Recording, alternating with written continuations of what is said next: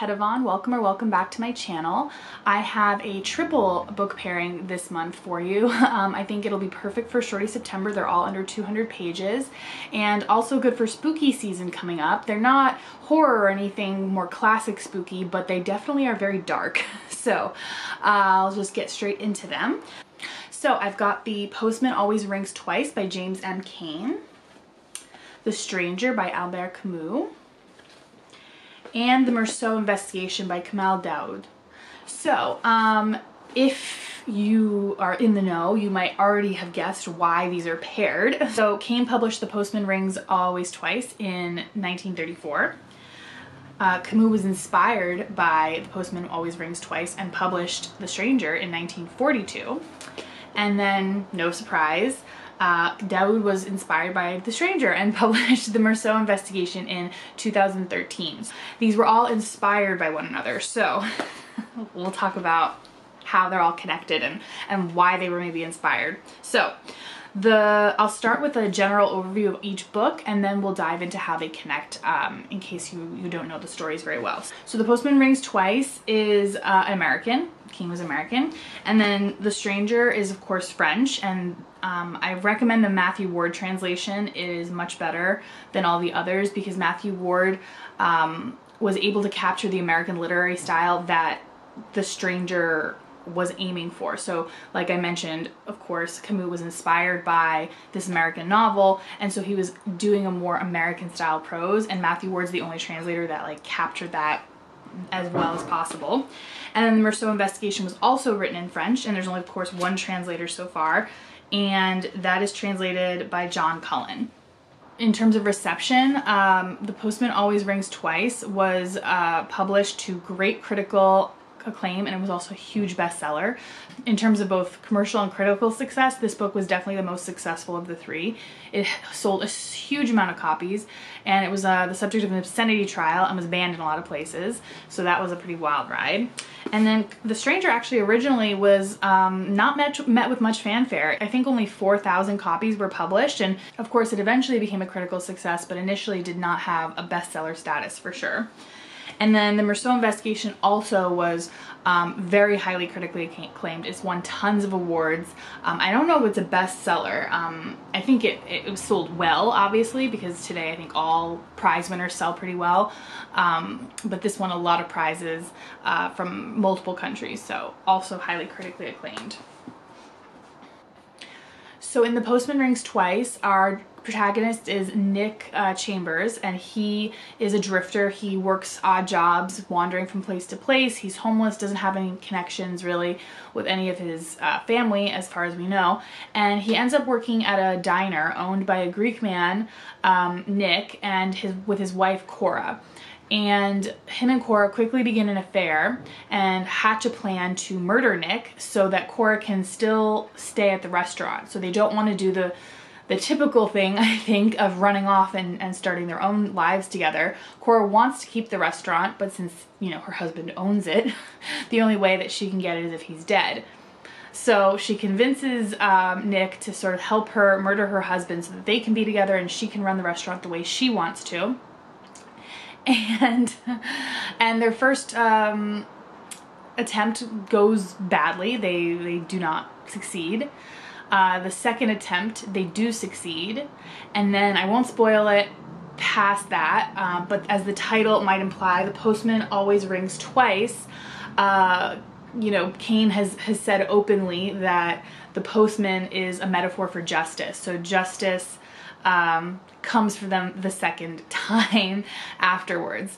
And that is basically the gist of that story.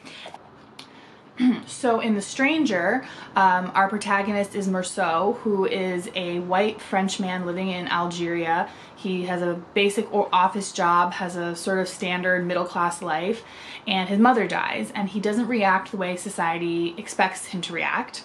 And he also starts, you know, getting into business with his neighbor and some unsavory characters, and he sort of gets entangled into this plot about jealousy and intrigue. And as he's walking on the beach one day, he sees one of the Arab men embroiled in this, so he says, and kills him. and then he goes on trial for that murder. So we sort of, I mean, can you spoil The Stranger? I won't tell you the end, but if you know the end, you know the end. But essentially it's a deconstruction of societal expectations, and very much lauded for that. And then the Meursault Investigation, as I mentioned, the man that Meursault murders in The Stranger is just called the Arab. He's not given a name. And Daoud is an Algerian journalist who took umbrage, I would say, with that, and wrote this novel as a response. So what Daoud does is give the Arab man a name, Haroun, and he also gives him a brother, Moussa, who has survived him and is there telling his story in the time the novel was written. So Moussa is a very old man, and the journalist slash narrator slash the author sort of meets him at a bar, and Moussa is just telling his story throughout the whole novel of his brother's life and how the murder happened, and the effects it had on his family and his mother in particular. So this one is basically a searing rebuttal of the French and white centeredness of The Stranger, and totally ignoring the fact that, you know, an Arab man was killed, Haroun was killed, and that's a big deal. But The Stranger, of course, centered the white man's experience. So this is centering their experience instead of centering the white Frenchman's experience in that event. And so because I thought that it would be kind of fun to read the first line of each book, The Stranger is very famous for having, quote unquote, the best first line in all of literature. I personally disagree, but I thought it'd be fun to compare all three. So for The Postman Always Rings Twice, the line is, "They threw me off the hay truck about noon." Okay. And then, of course, famous, Maman died today for The Stranger. And then the Meursault Investigation, Mama's still alive today, which is personally, I think, the more powerful line, because his mother's actually dead. He means metaphorically in the sense that, like, her spirit is alive and things like that. So I don't know. I think they become more powerful as they go, but that's my opinion. So now let's get into the themes and all the other things that kind of connect the three of these books together. So the first one I want to talk about is a sense of belonging. So in all three books, the protagonists don't really feel like they belong, and for different reasons. So in The Postman Always Rings Twice, like I mentioned before, Frank is a drifter. I mean, this is, you know, that era's version of a homeless person who survives on random jobs that they can get. This is during the Great Depression. It's not an easy time to not have a lot of money. And so Frank is sort of ostracized from society for economic reasons.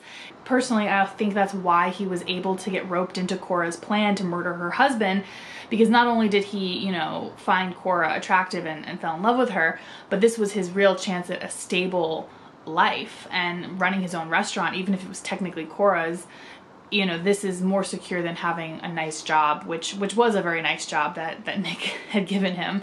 But this sort of longing for economic stability, I think, is what drove a lot of this character's seemingly bizarre behavior, because, I mean, I guess it happens, but it's pretty rare for someone to fall in love so much so that they're willing to kill someone over it, especially as someone who's been as nice to Frank as Nick was. So, you know, this husband who gave him a job, it was a long-term job, a stable job, he was nice to him, he was not a bad boss by any means. So for Frank to turn his back on him to the point of murdering him, there have to be some deeper, you know, motivations other than, I really love your wife, I think, at least for me. And then in The Stranger, of course, you know, he's French living in Algeria, but Algeria was a French colony at the time. So it's not that he was a foreigner living in a foreign country. I mean, he was a colonizer living in a colonized country, but that's not, I think, why he's the stranger. He's a stranger because he doesn't respond to situations the way society expects him. And so that's, of course, you know, on the top level is that, you know, his mother dies and he's just kind of like, okay, like, that's sad. and he doesn't cry at the funeral, and a bunch of different things he doesn't do that people feel like he should be doing. But actually some literary criticism is out there who have investigated this a bit, and Camus actually based this character off a friend of his. And so people were like, okay, let's research this friend from a historical perspective and see what's going on to sort of like inspire this character. It turns out that that friend actually, from all historical accounts, was very much autistic. And of course you can't diagnose someone from beyond the grave. That's not what I'm saying. But based on everything everyone has said about this man, that Camus' friend that he based the character on, that this man was autistic, and Camus basing this character off his friend means that Meursault was likely meant to be autistic. And it's actually been, this book has been lauded as the first written depiction of an autistic person before even the diagnosis existed. That's a huge feat in and of itself, because, you know, writing down and describing someone with a neurotype like autism so well before it was even conceptualized is pretty impressive, especially considering he does it very well. I would say it's pretty accurate. It's very stereotypical, don't get me wrong. There are lots of different ways that autism can present, but this is definitely like not a bad depiction of autism. So I thought that was really cool. So in terms of the stranger, Meursault is really actually alienated because of his neurotype. And in the Meursault investigation, what happens, it turns out that Haroun, the man who was killed by Meursault and the stranger, was the main support or breadwinner of the family. So he had a mother and a little brother, who's Moussa, who narrates this book, but there was no father in the picture. So when Haroun dies, the whole family goes into economic turmoil, and of course emotional turmoil as well, because she, as the mother, she doesn't understand what has happened. No one comes to her and tells her that her son was murdered. She doesn't get the body. She doesn't get any sort of like interaction from the officials. It's just she hears through the grapevine that like, oh, I think your son got murdered. And it's like very traumatic and very, very isolating, mostly because she becomes economically almost indigent. Actually, they have to leave the city that they lived in their whole lives and go to another city, mostly to get away from everyone whispering about them, but also because it's too expensive to live there. Either way, they lose their community, and they end up just as like a mother and son duo, sort of like scraping by and surviving, but not doing so very well because the mother is so traumatized that she can barely function. So they end up becoming isolated because they have absolutely no community support, which, to be honest, I think is very not typical. This is just my guess, but I feel like, you know, if someone in your community, their sole breadwinner had been murdered, there would be some sort of collective, you know, support and help. But because I think the idea is that during the colonization period and this period in history, everyone was just stretched too tight economically, and it was one of those things where it's like, well, I have to, you know, feed my family first, take care of my family first. And sort of that like shift from the collective to the nuclear family was happening because of colonization, and that is why Moussa and his mother ended up becoming so isolated from their society. And then of course, because it's his mother, she eventually dies, and he ends up completely alone with no friends, no family, and he's a very, very old man when our narrator slash author meets him and at the bar, and he's basically, I wouldn't even say functioning alcoholic. He's not functioning at all, and he just lives in absolute poverty, living off of a tiny pension that he got from his government job that he did work, like an office job throughout his adulthood. But in terms of any other kind of functioning, he didn't manage that one. So next I want to talk about how all three novels actually use the dehumanization of a character in the novel to sort of help us as the reader understand our protagonist a bit more and to make us feel a little bit more empathy for our character. So in The Postman Always Rings Twice, our protagonist Frank, he always refers to the husband, Nick Papadakis, as the Greek. We hear his name maybe a couple times in the very beginning, and then after that it's always the Greek, the Greek, the Greek. And there's a couple of reasons for this. First, the emphasis on the fact that he is Greek is, of course, at this point in history, a racial statement. So as a white drifter, he feels he should be in a higher position than Nick, because Nick, being Greek at that point in time, was considered a person of color, a foreigner. So the same thing that happened to Italians when they came to the United States, Greek people when they came initially were not considered white. So Frank, being white, should be at a higher social status than Nick, but he's not. So in order to sort of make himself feel better about that, because he is homeless and a drifter, he refers to Nick as the Greek only in his head. And that is sort of what sort of starts him on this path towards dehumanizing him to the point where he's able to murder him. And it also helps us as well to not feel quite as horrified as we could, because, you know, when you're in your own head, if you've ever sort of been jealous of somebody else's romantic partner and said like, oh, him, like he's the one taking her from me or whatnot, like that's a thought most of us have had. Like, you sort of dehumanize the person you feel like is taking things away from you, and that sort of puts the reader in the mindset of like, well, yeah, they're in love, like they, you know, they have to they have to murder him. And of course, if you take a step back, you're like, no, actually not. But nonetheless, it kind of primes the reader's mind for being way more sympathetic to Frank than we might otherwise be. So that's for The Postman Always Rings Twice. And then for The Stranger, so Meursault, of course, dehumanizes the Arab, doesn't give him a name. To be fair, I don't think Meursault knew his name. And that kind of, it does two things. It helps us not empathize too much with the dead, murdered man, but also it helps us understand how little Meursault actually cared about the real situation. So essentially, you know, the actual murder happens one-on-one, but it's because Meursault recognizes the man from a previous altercation with, friend is a very generous term, but with a friend of his, in an attempt to sort of, I guess, stand up for his friend's honor. He makes the first move into an altercation on the beach. And then, of course, his explanation for why he actually had to murder the man is because he thought the man was going to attack him, so he attacked first. So the murder itself was justified as self-defense in Meursault's mind, but that doesn't really explain why he went up to this man on the beach. Personally, I find it a little unbelievable that you would put yourself into an interaction with someone you didn't even know their name. But then again, that goes back to the fact that Meursault is supposed to be autistic. So could he have been doing that because he thought that's what he should have been doing? And not really thinking about the fact, like, I don't even know this man's name. Why am I getting up into this man's business? Like, none of my business, walk away. So it's told through the first person. So of course, if the Meursault never knew the man's name, we wouldn't learn the man's name.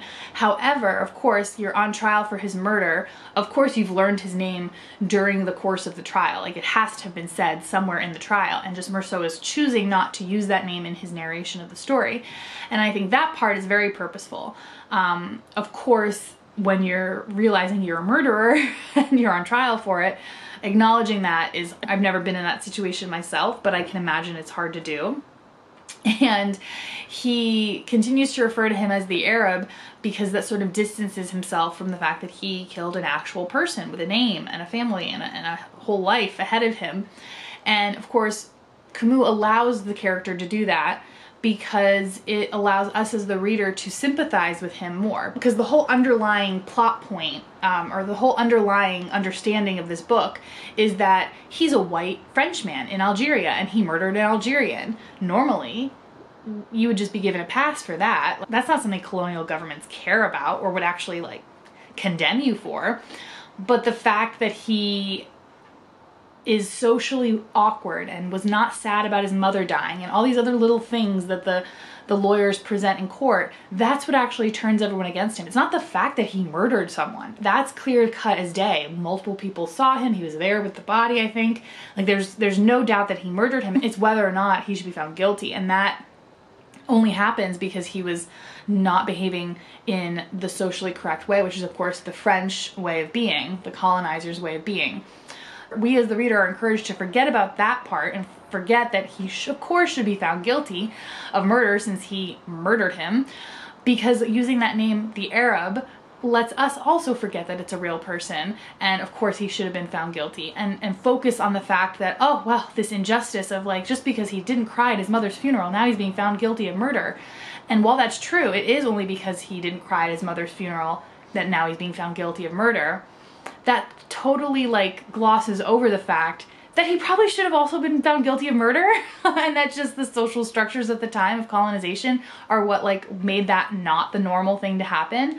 And of course Camus not doing this as like a sneaky way. It's definitely like on the surface enough that it's meant to be a commentary, but in terms of the surface level, I think a lot of readers really connect with the social ostracization part of it and less on the colonial part of it because of that. And of course, with the Meursault investigation, Daoud wrote the whole book because he didn't like the fact that the Arab man, Moussa, was dehumanized by not being given a name. But then what Daoud does is also dehumanizes another character by not giving her a name. So I can't imagine this wasn't on purpose, but the mother, their mother, Haroun and Moussa's mother, she's never given a name. And I mean, granted, it's told through her son's perspective. I don't typically talk about my mother by using her proper first name, but it seems a bit weird that in none of the story it couldn't have just been slipped in there so that we as readers know what her name is. I think that was definitely purposeful because a lot of this book is just Haroun blaming his mother for a lot of the crappy things that happen in his life. He, as an 80-year-old man, he still can't see that she was emotionally devastated, financially devastated, in every way possible, and her mental health plummeted to depths beyond what you can imagine. And, you know, she barely took care of him, she barely was able to function, and he blames her a lot for that. And of course, more largely, he blames Meursault and the murder, of course, but there's still this like tinge of misogyny of like, why couldn't this woman just do better with this situation? And while that's true, I think a lot of children like will have that critique of their mother. Like, you know, it's very easy to say you could have done this, you should have done that.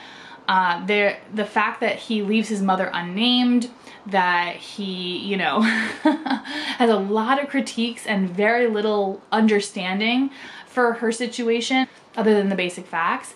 He really does not see his mother, I think, as a full person. He sees his mother as sort of like a ghost that's haunting him and haunting his existence because she became so consumed with his death, obsessed with finding out who did it, obsessed with figuring out where the body was, all these things that sort of like overshadowed his childhood. And granted, that's a very traumatic childhood. It's not a great way to grow up, of course, but there's no sympathy for the mother in how she can experience that for herself and not just from his experience as her child. So granted, I don't expect that necessarily from a child, but like after being 80 years old and like really living and she's been dead a long time and I've had plenty of time to think about this and you're talking about it, it seemed like there wasn't enough realization for him to say, yeah, you know what, my mother did the best she could. You know, I feel like most people go through that phase where they you know, critique their parents for all the things done wrong, especially mothers, and at some point they realize, like, you know what, they did their best, and you know, they can move on from a lot of the stuff that they felt they were wronged by their parents in. And so, you know, Haroun never really has that realization. He never really says, you know what, it was, you know, colonial powers or economic situations or the fact that our community abandoned us. It was my mother didn't do enough. And so this continual, like, my mother, the mother, is a way to dehumanize her into this, like, singular force. Like, it's her only job to take care of her son. And of course, I understand a lot of mothers feel like that's their most important job. But of course, like, that's not actually how motherhood works. You can't just be someone's mother. You have to be a full person, and a big part of yourself can be mother, but not the whole part of someone. Like, that's just not possible. And it's not something we expect of men, right? So it's not, no one would ever say, oh, you should dedicate your entire life to fatherhood. That's not a thing that our culture, any culture, I think, really like promotes as a healthy paradigm. But for motherhood, no problem. You should dedicate your whole life, you should sacrifice your whole life, your whole existence to your children. And so this dehumanization, I think, works on multiple levels, but ultimately it's you know, it's the kind of thing where this dehumanization, I feel like, really states a purpose. that's a deeper commentary than just the structural functioning within the novel. And I think that actually happens with all three. And that's something that I think actually all three novels do really well. The dehumanization of the characters in all three novels respectively have like a very specific plot-based purpose, but then they also function as a commentary on whatever group that person was in. So like whether it be a foreigner, a local Algerian, and a mother. There's also this like, you know, background commentary of what those roles really mean and what they should mean and how they're treated in society. So that is for the dehumanization of characters in these three books. On that fun note, the last thing I want to talk about is the protagonists and how their attempt to seek connection ends up being their downfall. So for, of course, The Postman Always Rings Twice, this is very clearly he wants a romantic and sexual relationship with Cora, and their attempt to get rid of Nick is their downfall. And with The Stranger, of course, his attempt to be friends with this group of people and sort of like make connections with his neighbor and a couple other people ends up being his downfall as well. And so with the Meursault investigation, it's actually a little bit twisted in the sense that they didn't seek connection after the murder of Musa, and that was their downfall. And of course, granted, they didn't seek it because there was no social opportunity to do so, and they were definitely much ostracized. What the mother did is she, in society's eyes, I think, had an overreaction. Of course, everyone understood that it was sad that her son was murdered, but she was so hysterical, so frantic, so everything, so over the top that I think a lot of community members ostracized her for that. And that like attempt to seek connection with them to get support in a very like loud, big way is what ostracized her from them in the end. And of course then they moved away and then they had nobody. But this like these different ways of seeking connection are all arguably problematic, you know, like murdering someone so you can have sex with them, you know, murdering someone so that someone will think you're their friend. Those I think are a little more intense, but this one was just a very like what I would call typical reaction to having a child be murdered, but from everyone else's perspective it was too much and too big for them to handle. And that was, you know, ultimately her downfall, because I think if she had had a less of a reaction, which is kind of crazy to think about, like, oh yeah, if you're just less sad about your child's murder, things would have been okay. But I do think that's true. I think that, you know, she freaked people out, and that's kind of partially why her son resents her so much, because she did not do everything she could in terms of strategy and things like that. But, you know, what happened, and that was their downfall. So thank you so much for chatting with me about these books. I really enjoyed reading them. I read them about the same time, but not in what I would say the correct order. I read The Stranger first, then The Meursault Investigation, and then The Postman Rings Twice, but all within a span of a couple of months. Of course, I not only recommend reading it in order, just, you know, to have the progression, but also just to see which literary styles are picked up, which, you know, pieces are picked up and things like that, because it's really quite an interesting three books that you can kind of compare and contrast if you read them side by side. So if you have read them, even one of them, I want to hear what your thoughts are. And if you've read 2 or 3 of them even, I really want to know if you agree with me, if you have other insights to point out. I've been super obsessed with these 3 as a pair for a very long time, and so I'm really happy that I finally got to make this video and talk more in depth with all the little details that I've noticed over my reflections while I read. So thanks so much for joining me, and until next time, bye!